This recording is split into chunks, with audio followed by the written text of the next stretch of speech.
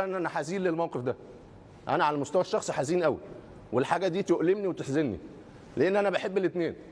انا بحب صلاح اكتر، بس صلاح غلطان. مهما يكن ده مدربك، مهما يكن ده مدربك. اي نعم بيديك تعليمات مش عاجبه نوعا ما تصرفك، مش عاجبه لغه الجسد بتاعتك، انما مهما يكن ده مدربك. ده اللي انت وهو عملتوا علاقه الناس بتحلم بيها. العلاقه ما بين صلاح مش علاقه ملعب بس، بره الملعب.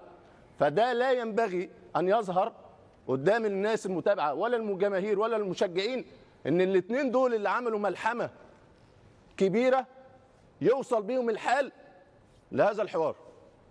انا حزين على المستوى الشخصي، وانا على المستوى الشخصي الاثنين من اساطير كره القدم، الاثنين على المستوى الاجتماعي وعلى المستوى الشخصي نعم. حاجه تفرح، انما الحوار اللي انا شفته النهارده ما بين الاثنين على المستوى الشخصي احزنني. صحيح. وانا زي ما بقول انا بحب صلاح وبحترمه جدا جدا جدا، واخويا يعتبر اخويا الصغير، بس لا ينبغي للعيب ان يتصرف مع مدربه هكذا. لما عم الناس يتكلم لازم كل يسمعه. لما يقول لك ده ما كانش ينفع يحصل من محمد صلاح، ده ما كانش ينفع يحصل، لدرجة انه قال لك انا حزين جدا من اللي حصل، لان العلاقة بين محمد صلاح وكلوب كانت علاقة حب، كانت علاقة مش مجرد مدرب بلاعب، كانت كلوب كان بيكبر من محمد صلاح، وما كانش ينفع ده يحصل من محمد صلاح. لكن شفنا النرفزنة، شفنا العصبية، ده بيدل كمان ان العلاقة بين كلوب ومحمد صلاح وليفربول عموما بقت علاقة